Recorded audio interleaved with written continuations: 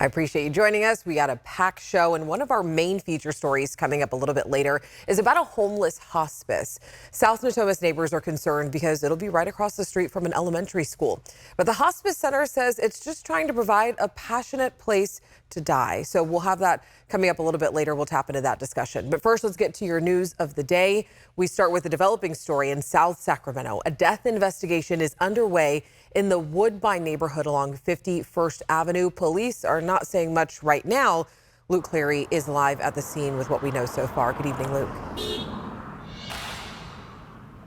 Good evening, Alex. And as you said, details are limited right now. The Sacramento Police Department says that a man in their custody died early this morning after experiencing a medical emergency. A spokesperson with the department held a brief press conference this afternoon. They say that it all started when they were getting calls about a prowler in this neighborhood here on 51st Avenue. We're close to Woodbine Elementary.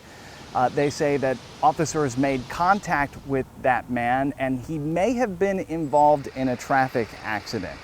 Still learning more about this, but they detained, the police say that they detained a man, and then in their words, quote, during the detention, officers noticed that the individual was going into a medical emergency and began rendering medical aid.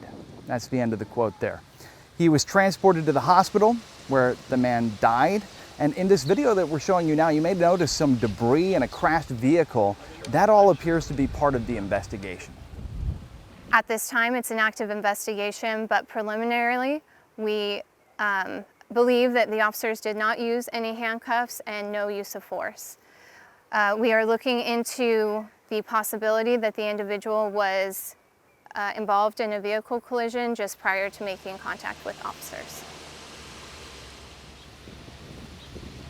So we actually heard from police nearly 12 hours after all of this happened. The public information officer who conducted that press conference answered most of our questions by saying that this remained under investigation. She really didn't elaborate on what's going on in this case. So there's still many open questions that remain tonight. The police asked that if you were a witness or if you have any additional information to call into their non-emergency line or their anonymous tip line. For now, back to you. All right, Luke, thank you. In tonight's main point, Sacramento residents remain fed up with the city's implementation of Measure O, and we have been covering this story for several days. And today, the city held a workshop to address concerns. But will anything actually change? Jeannie Nguyen was at the meeting today and joins us in studio with how the city is responding. Jeannie?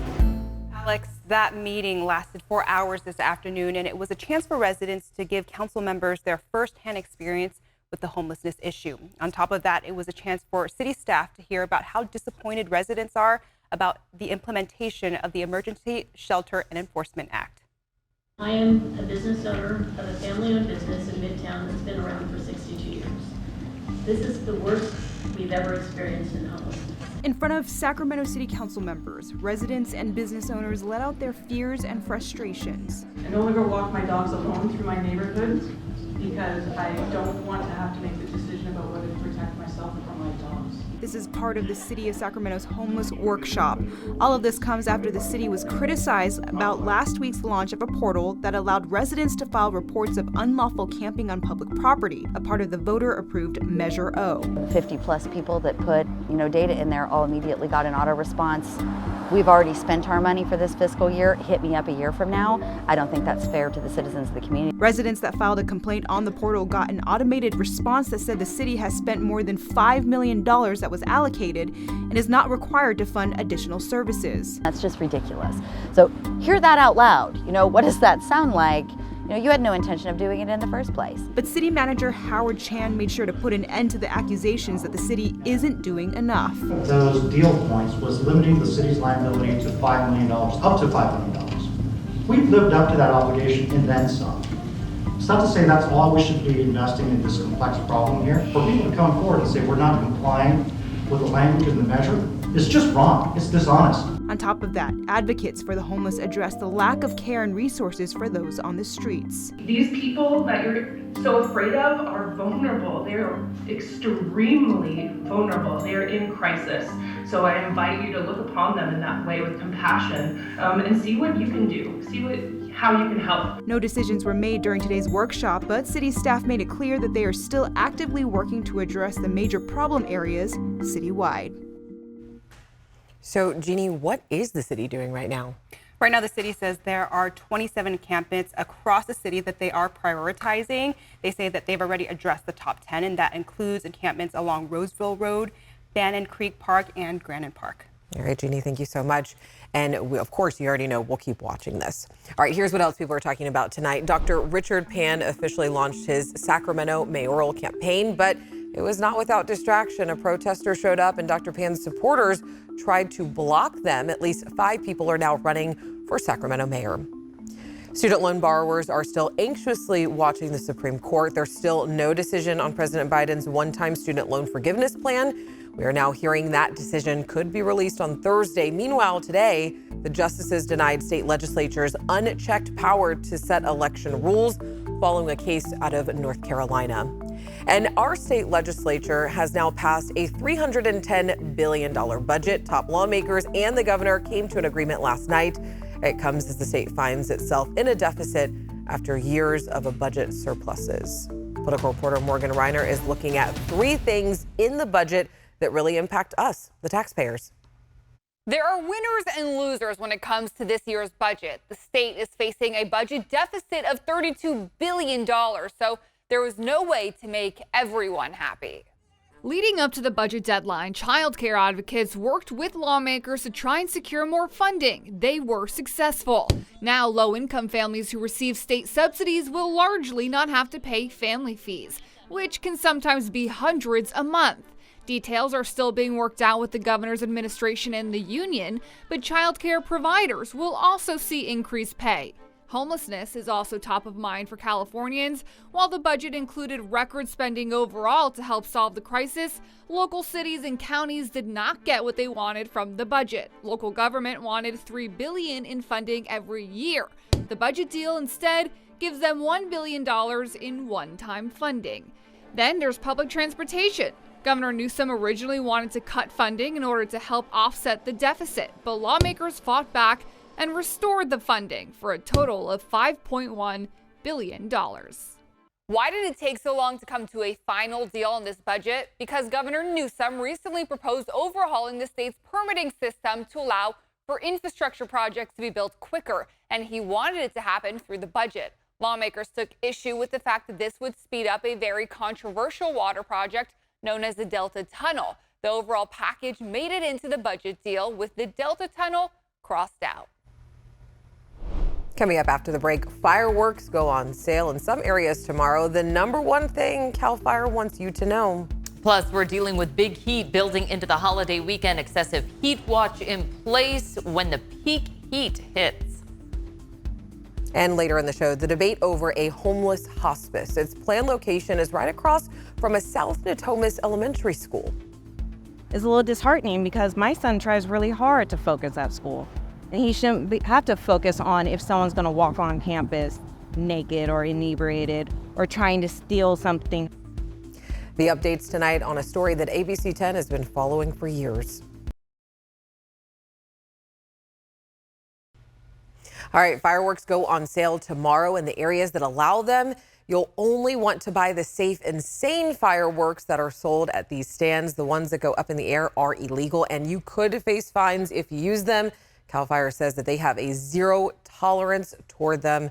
So make sure you take note of that. And because we cover fires caused by fireworks every year, and the state is drying out. We can't say it enough. I mean, Monica, the fire danger is real. And it's going to get even worse, especially with the heat that's starting to head our way. We've got multiple watches and advisories issued. The excessive heat watch starts up on Friday, lasts through Sunday. Highs between 105 and 110 over towards the coast. It's a heat advisory with highs between 90s and 105 and some warm nights as well. And then for the Sierra, we've got our flood watch due to the excessive snow melt. It's going to really be accelerated, especially over the weekend with those temperatures warming in. It's been quite some time since we've seen this type of heat, 291 days and counting. Not quite a record stretch, but it is on the way. It doesn't look like we're going to quite reach that record. Major heat risk in place by the time we get to Saturday. That will be the hottest day. After that, things will start to moderate ever so slightly. Better news ahead for early next week. But in the meantime, this weekend's going to be hot.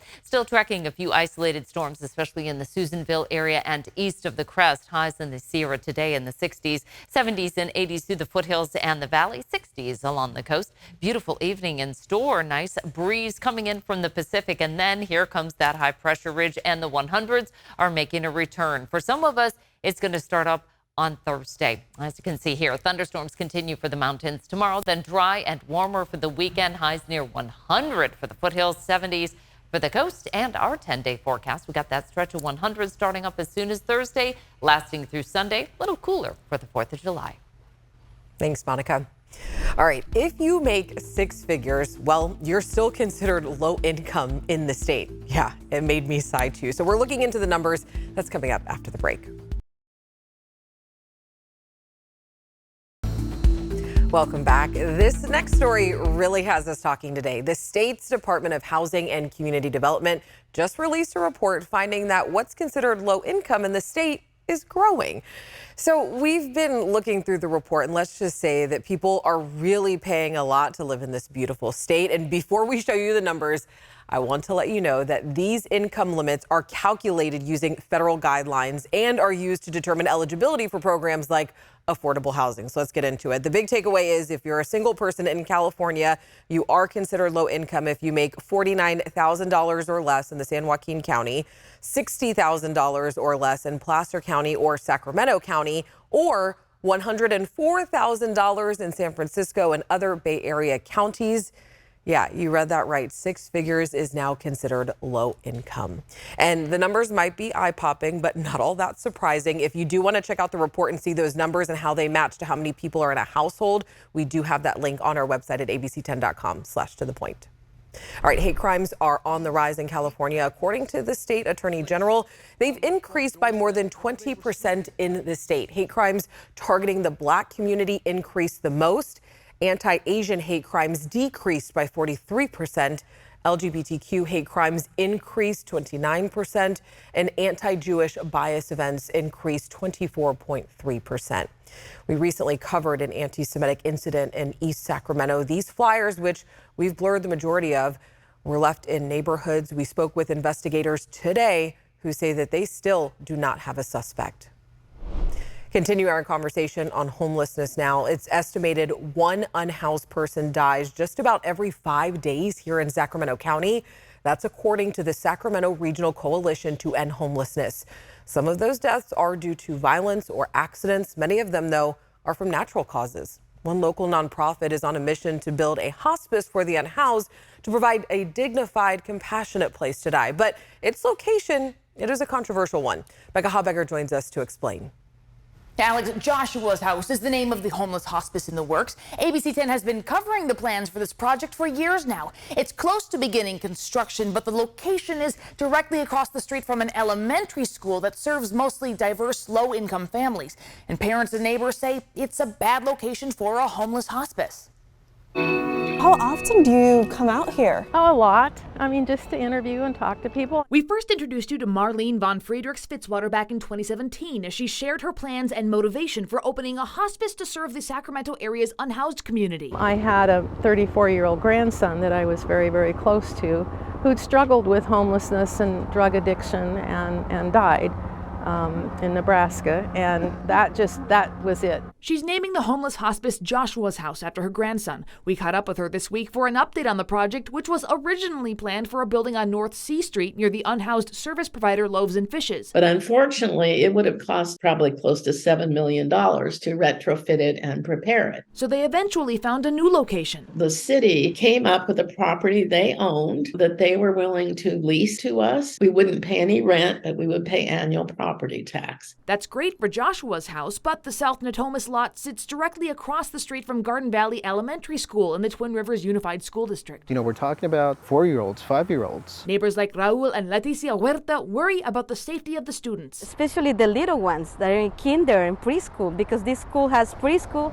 and kindergarten. They're members of the South Natomas United Neighborhood Association, which opposes this location for the site of Joshua's House. This community is already doing a lot to try to assist low low-income households and the homeless. And yet they keep pushing these types of projects in our neighborhoods. This community is a low-resource, majority-minority community. They say they're in favor of a homeless hospice, just not here. We're not talking about stopping the project. We're talking about just moving locations to better make the project successful, to better protect our youth, because that's what we deserve. It's about equality for our kids and equity for our community. In a rare move, Twin Rivers Unified School District has formally come out opposing this location as the site for the homeless hospice, passing a resolution last July stating their concerns about student safety. Rebecca Sandoval is the Twin Rivers trustee for this area. Would you put a liquor store across the street, a cannabis facility across the street? During hospice, people use morphine, fentanyl.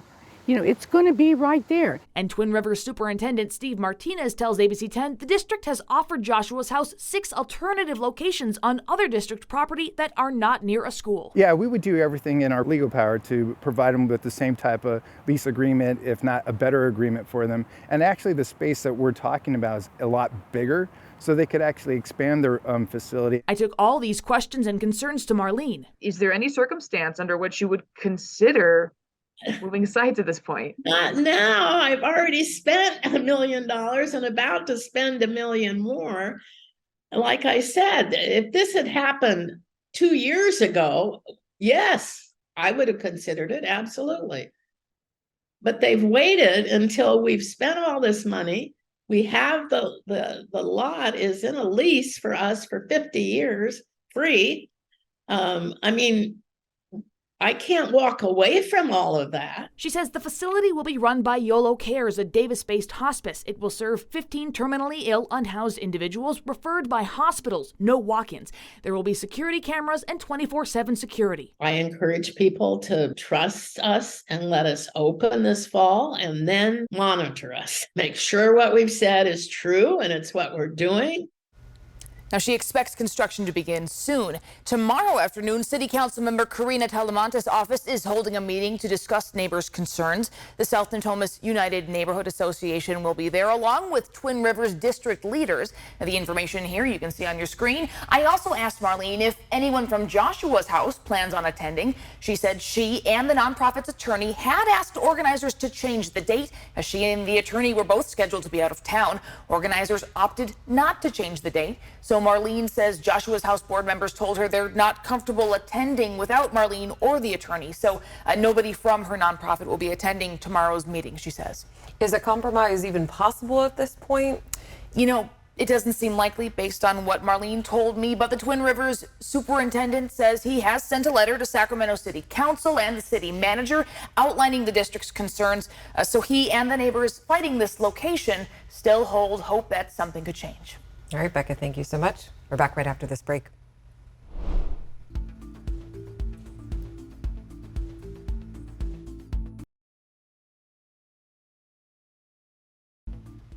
Alrighty, Wheel of Fortune has a new host. Ryan Seacrest will take over hosting duties after Pat retires next year. He just signed a multi-year deal. Seacrest also hosts American Idol and kicks off the new year on New Year's Rockin' Eve. You can watch Wheel of Fortune right here on ABC 10 at 7:30. And Pride Month is about to come to an end. The month is dedicating to uplifting, celebrating, and supporting the voices, culture, and rights of the LGBTQ+ community. So coming up tomorrow and To the Point, we're introducing you to Sasha Eastley. She underwent the first known gender affirmation surgery in China, and she's living in the Pocket neighborhood of Sacramento area since 2005. Sasha shares her journey in the military, her transition, and finding love. I want more people to understand the inner world of transgender people. Our society need to show more tolerance and compassion. Watch Sasha's full story tomorrow at 6:30 right here on To the Point. And don't forget, let us know what's going on in your world. You can always email me and the team at tothepoint@abc10.com. We love to hear your ideas, and please let us know if there is something we should be looking into. See you tomorrow. Have a great night.